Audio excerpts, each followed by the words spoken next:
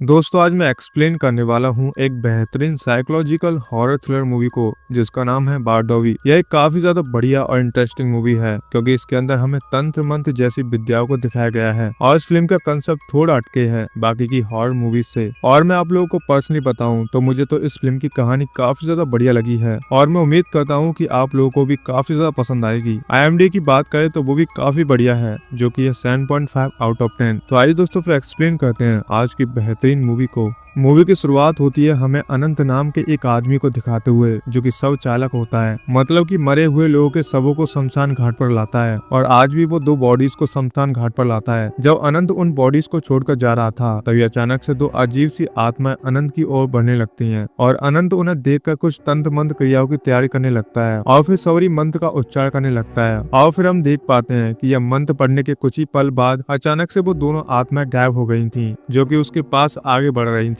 यानी कि वो दोनों आत्माओं की दुनिया में चले जाते हैं और तब जाकर हम जान पाते हैं कि अनंत के पास आत्माओं को देखने की शक्ति है, मतलब कि मरने के बाद जिन आत्माओं को मुक्ति नहीं मिलती अनंत उनको देख सकता है और उनको मुक्ति दिलवाने के लिए वह सवरी मंत्र का इस्तेमाल करता है। जिसके बाद अनंत काम खत्म करने के बाद नहा धोकर खाना बनाने लगता है, लेकिन तभी उसके पास में अंकल जी यानी कि दादुआ का कॉल आता है और दादुआ को अनंत के कामों के बारे में अच्छे से मालूम था और तब हम अनंत की बातों से यह जान पाते हैं कि असल में अनंत को उसकी माँ अक्का के सपने वापस से आ रहे थे जिसके अंदर वो एक पुजारी के पास बैठी हुई थी और उनसे किसी ग्रंथ के बारे में पूछ रही थी, जिसका मतलब यही था कि कहीं ना कहीं अक्का यानी कि अनंत की माँ भी यही सब काम किया करती थी। मगर दादुआ के हिसाब से अक्का जो थी वो बहुत ही ज्यादा सीधी सादी औरत थी और उनका इन सब से कोई भी लेना देना नहीं था। जिसके बाद में दादुआ अनंत को अपने घर में रहने के लिए बुलाता है मगर अनंत उसकी बात नहीं सुनता और कॉल को कट कर देता है। असल में अनंत को अपनी माँ की मौत के पहले का कुछ भी याद नहीं था और इसलिए वह बहुत ही ज्यादा परेशान आ करता था। अब कॉल कटने के बाद में हम दादुआ को देखते हैं जो कि काफी ज्यादा परेशान लग रहे थे,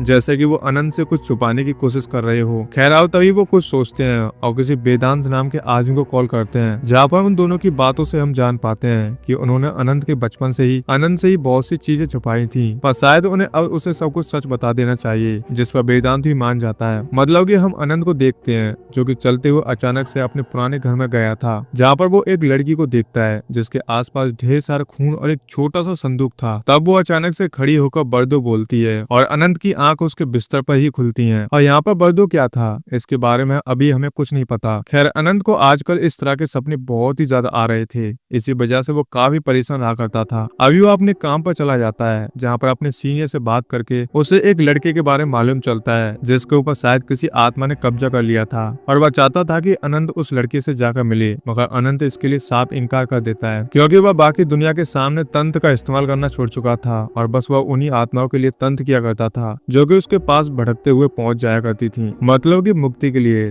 तब अनंत का सीनियर भी अनंत को फोर्स नहीं करता और उसको बताता है कि आज सुबह अनंत के लिए किसी शांता लाल का कॉल आया था जो कि अनंत से मिलना चाहता है और वो उसकी अक्का को अच्छे से जानता था। और इस बात को जानने के बाद अनंत बहुत ही ज्यादा हैरान रह गया था क्योंकि दादुआ ने आज तक उसे ना तो किसी संता लाल के बारे में बताया था और ना ही अक्का की मौत का कारण सही से बताया। उसे खाली इतना बताया गया था कि अक्का एक बहुत ही ज्यादा सीधी सादी औरत थी और एक समय पर कार एक्सीडेंट के दौरान ही उनकी मृत्यु हो गई थी। लेकिन जब अनंत संता लाल से मिलने के लिए जाता है तब अनंत के सामने अक्का और दादुआ के बारे में बहुत ही सारे रहस्य सामने आते हैं और तब जाकर हम यह जान पाते हैं कि असल में दादुआ, अक्का और संता लाला तीनों ही अपने समय पर एक बहुत ही महान गुरुजी से तंत्र विद्या सीखा करते थे। अक्का उन सब में से सबसे ज्यादा तेज थी और उसे दादुआ और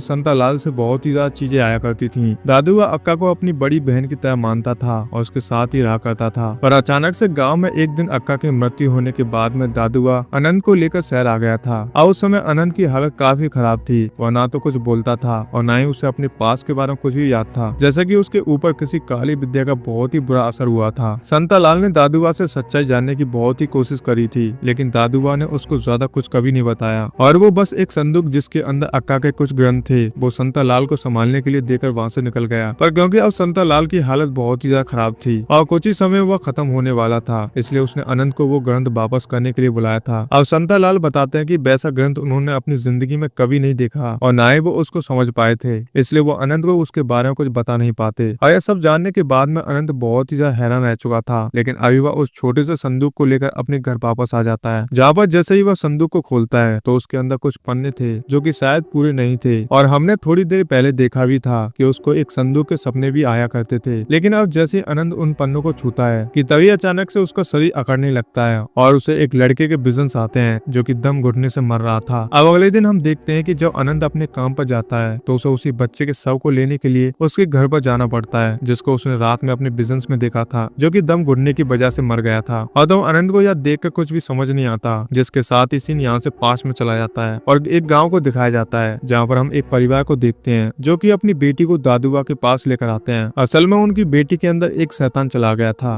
और वह चाहते थे कि दादुआ उस शैतान को निकाल दे और दादुआ इस पर मान जाते हैं और एग्जॉर्सिज्म की तैयारी करके वहाँ पर अक्का को बुलाता है। अक्का उस शैतान से उस लड़की के शरीर को छोड़ने के लिए कहती है, जिस पर शैतान की बातों से हम जान पाते हैं कि असल में उस लड़की के पिता ने उसके घर यानी कि एक पेड़ को काट दिया था जिस पर वह काफी सदियों से रह रहा था और अब वो उसके पूरे घर को बर्बाद करना चाहता है। और साथ ही साथ वो शैतान अक्का की कुछ शक्तियों को महसूस करके यह बताता है कि अक्का काली दुनिया के बारे में जानना चाहती है और बारदो को सिद्ध करना चाहती है, जिसकी इजाजत उसके गुरुजी ने उसको नहीं दी थी। और बारदो ग्रंथ उसके गुरुजी के पास ही था जिसकी मदद से ही अक्का काली दुनिया के बारे में सब जान सकती थी। लेकिन बारदो उसके पास न होने के बाद भी उसने बहुत सी काली शक्तियों को सीख लिया था और वो उनके बारे में और ज्यादा जानना चाहती थी। लेकिन अब अक्का उस शैतान से अपने बारे में ज्यादा नहीं सुनना चाहती थी, इसलिए वो एग्जॉर्सिज्म की मदद से उस शैतान को लड़की के शरीर से बाहर निकालकर एक गड्ढे में कैद कर देती है। अब उस लड़की के घर वाले अपनी बेटी को वहाँ से लेकर चले जाते हैं और तभी हम समा को देखते हैं जो कि अक्का की बेटी थी और अक्का उसे छुपकर ही एग्जॉर्सिज्म और बाकी चीजें करा करती थी ताकि समा के ऊपर उसका कोई बुरा असर न पड़े और इसलिए समा को एग्जॉर्सिज्म करने वाले रूम में जाना भी अलाउ नहीं था। लेकिन हम समा की बातों से यह जान पाते हैं कि वह जानना चाहती थी कि उस रूम में आखिरकार होता क्या है और वहाँ पर रखा क्या हुआ था। मगर अभी अक्का उसको थोड़े गुस्से में उस रूम में जाने से साफ इनकार कर देती है और उसे सुलाने के बाद में खुद उस रूम में जाकर गड्ढे से शैतान को बाहर निकालती है और वापस से ध्यान में लग जाती है। उसके ध्यान से बाहर आने के बाद दादुबा उसके पास आकर उसे उस शैतान को आजाद करने के लिए कहता है, क्योंकि वो जानता था कि ऐसे शैतान को अपने घर में रखना अच्छा नहीं होता और अक्का ने पहले ही ढेर सारे शैतान को अपने घर में रखा हुआ था। मगर अक्का के हिसाब से वह शैतान काली दुनिया के बारे में सब जानता था और वो उसे उसके बारे में और जान सकती थी, इसलिए वो दादुबा की बात को भी नहीं मानती। इसलिए अब दादुबा गुस्से में अपने काम में वापस से लग जाता है। खैर यहाँ से सीन वापस से प्रेजेंट टाइम में आता है जहाँ पर अनंत दादुबा से मिलने के लिए आया था, जहाँ पर बात दादुबा से संता लाल से मिला हुआ संदूक दिखाता है और उनसे अक्का के बारे में सारी सच्चाई पूछता है। अब पहले तो दादुबा अनंत को कुछ नहीं बताता, मगर बाद में जब अनंत उनसे जिद करता है तो दादुबा की बातों से हम कहानी को जानते हैं कि 20 साल की उम्र में अक्का ने एक किसान से शादी कर ली थी और उनका एक बच्चा था। पर अचानक से एक दिन अक्का के पति की बीमारी से ही मृत्यु हो गई, जिसके बाद से अक्का बहुत ही ज्यादा टूट गई थी और तब जाकर उसका मन एक बार उसको फिर से तंत्र मंत्र की तरफ ले गया वापस से, इसलिए क्योंकि शायद अक्का की माँ भी तंत्र मंत्र का इस्तेमाल करा करती थी, पर उसके बारे में अभी पूरी तरह से क्लियर नहीं किया गया है। मगर हाँ, शायद अक्का पहले से बहुत से तंत्र मंत्र के बारे में जानती थी। खैर वहाँ से ही उनकी मुलाकात दादुबा और संता लाल से हुई थी। अब क्योंकि अक्का तंत्र मंत्र में बहुत ही तेज थी और जल्दी से चीजों को सीखा करती थी, इसलिए गुरुजी ने उन पर भरोसा करके उसको और भी कई गुप्त विद्याओं के बारे में सिखाया था। पर बाद में अक्का उन शक्तियों को इस्तेमाल काली दुनिया में जाने के लिए करने लगी थी और अब बहुत ही ज्यादा उत्सुक होकर काली विद्याओं के बारे में जानने की कोशिश करने लगी। वो असल में बारदो मंत्र के बारे में जानना चाहती थी, जो कि काली दुनिया का सबसे खतरनाक मंत्र था और उसी मंत्र को इस्तेमाल करने की वजह से अक्का की मौत हुई थी। और जो ग्रंथ संता लाल ने अनंत को दिखाया था उसके अंदर बारदो का ही एक दूसरा हिस्सा था, लेकिन अक्का की मौत के बाद से बारदो का पहला हिस्सा कहीं गायब हो गया और अभी के समय पर दादुबा को भी नहीं पता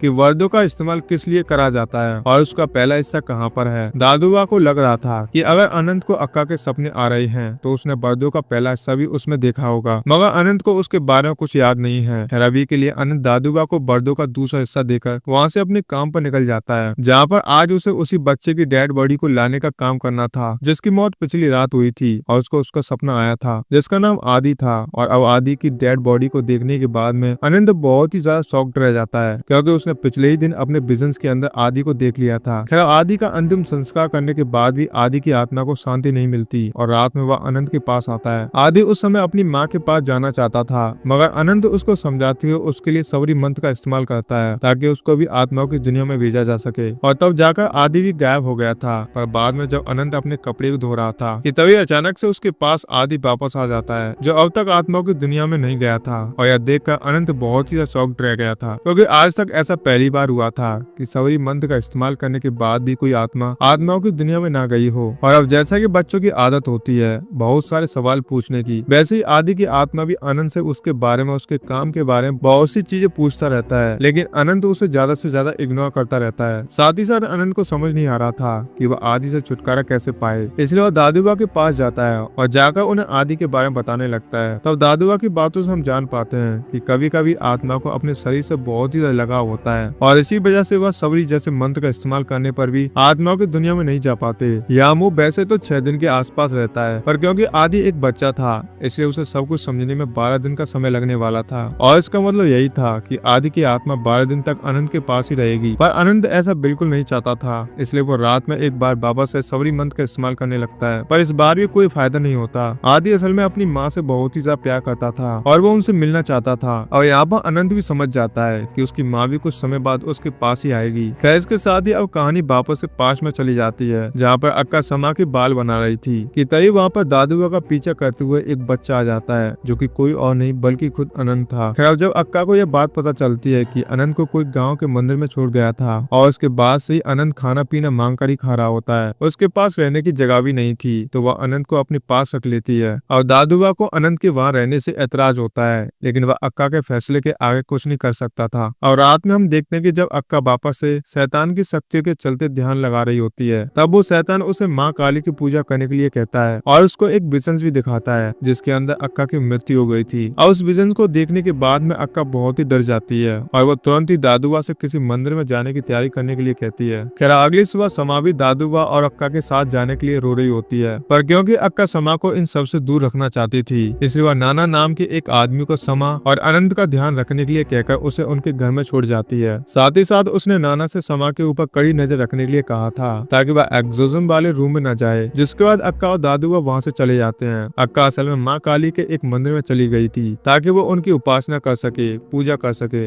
जिसके बाद रात में हम उसके घर में देखते हैं कि जब समा सो रही होती है तभी अचानक से एग्जोजम वाले रूम में वो शैतान घड़ी को तोड़कर बाहर आ जाता है जिससे कि थोड़ी सी आवाज होती है और क्योंकि शाम को लग रहा था कि अक्का वापस आ गई है इसलिए वो नाना और अनंत को सोता देखकर अकेली अक्का से मिलने के लिए उस रूम में चली जाती है जहाँ पर जाने पर उसके सामने वो भयानक शैतान खड़ा हुआ था। जिसके साथ ही अब थोड़ी देर के बाद हम यह देखते हैं कि जब अक्का घर वापस आती है तो अनंत बैठकर सुबह तक रो रहा होता है और नाना वहाँ से भाग चुका था। तब अक्का समझ गई थी कि क्या हुआ होगा और जब जैसे ही वो एग्जोजम वाले रूम में जाती है तो वहाँ पर समा बिल्कुल खत्म हो चुकी थी और वो शैतान वहाँ से भाग गया था। जिसको देखकर अक्का के पैरों तले से जमीन खिसक जाती है कि उसकी बेटी जिंदा नहीं रही और जब रूम के अंदर दादुबा आता है तो वह समा की बॉडी को देखकर बहुत ही जोर से रोने लगता है। वो इन सब का जिम्मेदार अक्का को ही ठहरा रहा था क्योंकि उसको अक्का से शैतान को आजाद करने के लिए भी कहा गया था। माँ अक्का ने उसकी एक बात नहीं मानी और अब तभी अक्का भी रोते हुए कुछ चीज सोचने लगती है। जिसके साथ ही अब सीन वापस से प्रेजेंट टाइम में आ जाता है जहाँ पर हम अनंत को देखते हैं जैसे अब आदि के साथ रहते रहते कुछ दिन बीत गए थे मगर अब भी वो उसे ज्यादा से ज्यादा इग्नोर करने की कोशिश कर रहा था। आदि को कुछ भी समझ नहीं आ रहा होता कि उसके साथ यह सब हो क्या रहा था और अनंत के अलावा उसे कोई और देख क्यों नहीं सकता। इसी वजह से आदि बहुत ही ज्यादा उदास था। साथ ही साथ वह अपनी उम्र के बच्चों को खेलते हुए देख रहा था तब उसको इस तरह से परेशान देखकर अनंत को उसके लिए अच्छा नहीं लगता और इसलिए वो उसके पास जाकर उससे अच्छे से बात करता है और बाद में उसे अपने साथ लेकर सनसेट दिखाने के लिए लेकर जाता है जहाँ पर वो आदि को समझाने के लिए झूठी बोलता है कि बचपन में उसकी भी मौत हो गई थी पर बाद में सब एकदम से नॉर्मल हो गया और सभी लोग उसको वापस से देखने लग गए थे। मासूम आदि ने उसकी बात को मान लिया था। खैर उसके साथ कुछ समय बिताने के बाद अनंत को भी अच्छा लगने लगता है। फिर अब जब रात में वह अक्का के बारे में सोच रहा होता है तभी आदि उसकी गोद में आकर लेट जाता है। इसके थोड़ी देर बाद हम देखते हैं कि अनंत जब बर्तन धो रहा था तब उसको समा की आवाज आती है जो कि उससे कह रही थी कि आपने मुझे नहीं पहचाना। तब उस आवाज का पीछे करते हुए वह छत पर पहुंच जाता है तो वहाँ पर उसे अपने सामने समा एक शैतान खड़ा हुआ दिखाई देता है जिसके बहुत ही बड़े बड़े सींग निकले हुए थे और उसके हाथ में बारदो ग्रंथ का संदूक भी था। और उस शैतान को देखकर अनंत काफी डर गया था लेकिन तभी उसकी आंख उसी टेबल के पास खुलती है जिस पर वह पिछली रात बैठा हुआ था। इसका मतलब यही था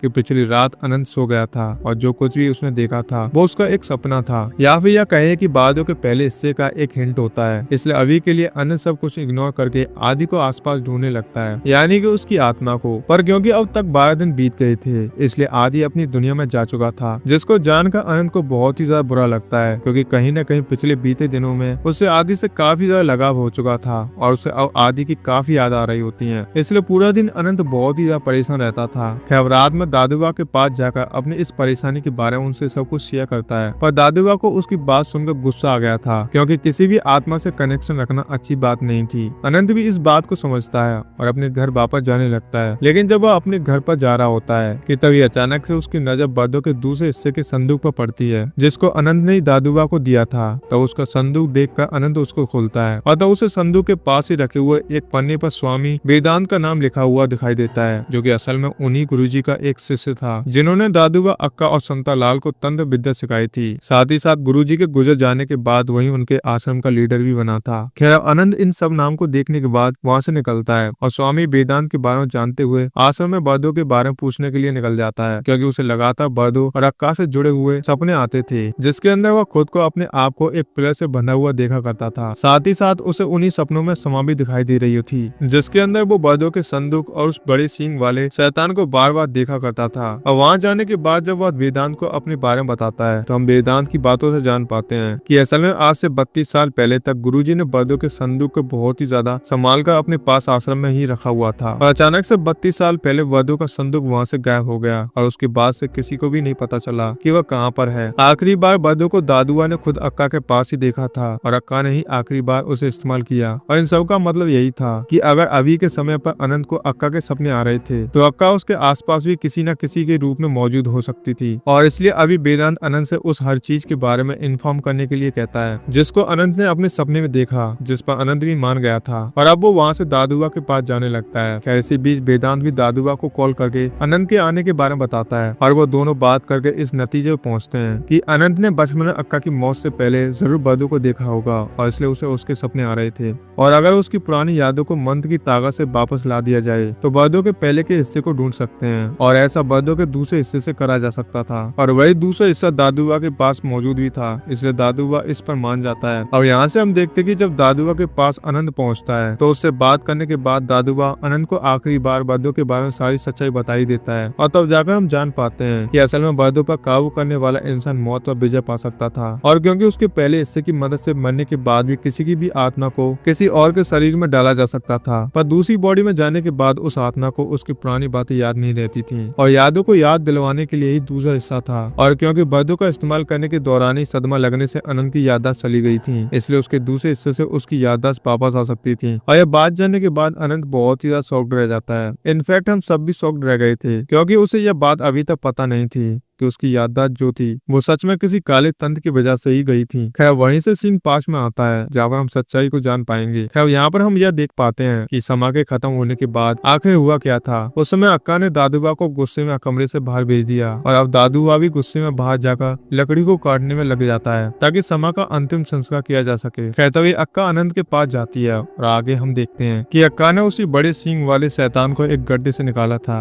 और तब वो उससे गुरुजी के आश्रम में जाकर उसे बर्दों के संदूक को लेकर आने के लिए कहती है और इसी वजह से 32 साल पहले अचानक से आश्रम से बर्दों का वो संदूक गायब हो गया था क्योंकि अक्का ने उस संदूक को शैतान से अपने पास बुलवा लिया था और अब वो बर्दों या फिर बर्दों की मदद से अपनी बेटी समा को अनंत के शरीर में डालने वाली थी। जी हाँ दोस्तों, खैर अब इसलिए अक्का हवन की जरूरी तैयारी करके अनंत को बेहोश कर देती है। खैर अक्का जो होती है वह अनंत और समा को घर के अंदर मौजूद आमने सामने खम्भों पर बिल्कुल बगल बांध देती है और बर्दों के अंदर लिखे हुए मंत्रों का उच्चारण करना चालू कर देती है। लेकिन उसी वक्त हम बाहर दादुआ को देख पाते हैं जिसे अब अजीब सा लग रहा था और तभी अचानक से उसके आसपास पेड़ में मौजूद सभी चिड़िया और जानवर बर्दों की काली शक्ति की वजह से मरने लगे थे। इसका मतलब यही था कि अक्का शायद बर्दों को सही से इस्तेमाल नहीं कर पा रही थी और तब इसलिए दादुआ अंदर जाकर एग्जॉर्सिज्म वाले रूम का दरवाजा तोड़ देता है और वो अक्का को रोकने की कोशिश करने लगता है, मगर अक्का बहुत ही ज्यादा बोलने पर भी नहीं रुकती। उसे किसी भी हालत में अपनी बेटी को समा को बचाना था और इसी के चलते दादुआ जो होता है वह पानी लाकर हवन कुंड में डाल देता है जिससे कि अचानक से वहाँ पर सभी बेहोश हो गए थे। और जब थोड़ी देर बाद जब वहाँ पर दादुआ की आंखें खुलती हैं तब तक अक्का की हालत बहुत ही ज्यादा खराब हो चुकी थी और वो ठीक उसी तरह से पड़ी हुई थी जैसा कि उस शैतान ने उसे अपने विजन में दिखाया था। और तब जाकर दादुआ अक्का को संभालने की कोशिश करता है मगर अक्का उसको यह बोलती है कि दादुआ ने हवन रोक कर सही नहीं किया था। साथ ही साथ वो अनंत की तरफ इशारा करके स्मृति श्लोक का इस्तेमाल करने के लिए कह रही थी, लेकिन इससे पहले कि वो अपनी बात पूरी कर पाती उससे पहले उसकी मृत्यु हो जाती है। और यह सब देखने के बाद दादुआ और ज्यादा टूट गया था पर अभी वह अक्का और समा का अंतिम संस्कार करता है और अब अनंत जो कि ना कुछ बोल रहा था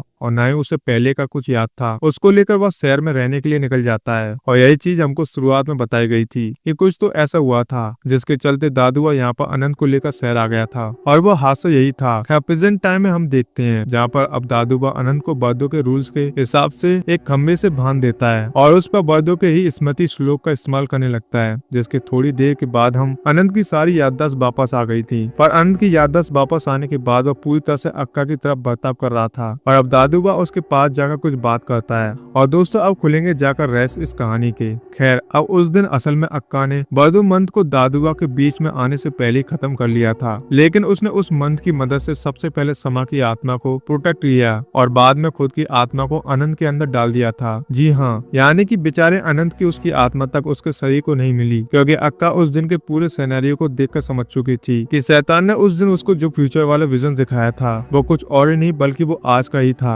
और क्योंकि उसका यही शरीर अभी के समय पर मरने ही वाला था, इसलिए उसने खुद को और समा को बचाने के लिए पहले खुद को बचाना ही सही समझा और मध्य समय इसलिए उसने दादुआ से अनंत की ओर इशारा करते हुए स्मृति श्लोक इस्तेमाल करने के लिए कहा था, ताकि वह सब कुछ याद आने के बाद में समा को भी जिंदा कर ले। पर दादुआ को उस समय कुछ समझ नहीं आ रहा था। साथ ही साथ मरने से पहले ही अक्का ने उसी शैतान को बर्दों के पहले हिस्से की जिम्मेदारी भी सौंपी थी, जिससे उसने बर्दों को आश्रम से मंगवाया था और तब से ही वह शैतान भी अक्का के मरने के बाद बर्दों के पहले हिस्से को लेकर काली दुनिया में लेकर चला गया था, जिसको सिर्फ अक्का ही वापस मंगवा सकती थी। यह सब जानने के बाद दादुआ बहुत ही ज्यादा शॉक्ड रह जाता है। बेसिकली अब यहाँ पर हुआ ऐसा था, जो आत्मा अनंत की अब तक उसके शरीर में थी वो अब खत्म हो चुकी थी और वहाँ पर कोई और नहीं बल्कि अब अक्का वापस आ चुकी थी, यानी कि अक्का की आत्मा। साथ ही साथ दादुआ को भी बहुत ही ज्यादा डर भी लग रहा होता है, क्योंकि वो इस बात को जानता था कि वो बेशक से कुछ भी कर ले लेकिन वो अक्का को नहीं हरा सकता। और अब तो अक्का के पास बर्दों की भी ताकत थी और इसका मतलब यह था कि वो अमर हो चुकी है। और इतने समय से जो अनंत को सपने आया करते थे, जो कुछ वो देख रहा था वो कुछ और ही नहीं बल्कि वो अक्का की आत्मा ही थी, जो कि वापस आने के लिए ये सब करवा रही थी। और इसी के साथ इस बेहतरीन मूवी की कहानी यहीं पर खत्म होती है। तो दोस्तों उम्मीद करता हूँ कि आप लोगों को इस फिल्म की कहानी काफी ज्यादा बढ़िया लगी होगी। मैं पर्सनली बताऊं तो मुझे तो इस फिल्म की कहानी बहुत ही ज्यादा बढ़िया लगी। तो कमेंट करके जरूर बताइएगा कि आप लोगों को इस फिल्म की कहानी कैसी लगी।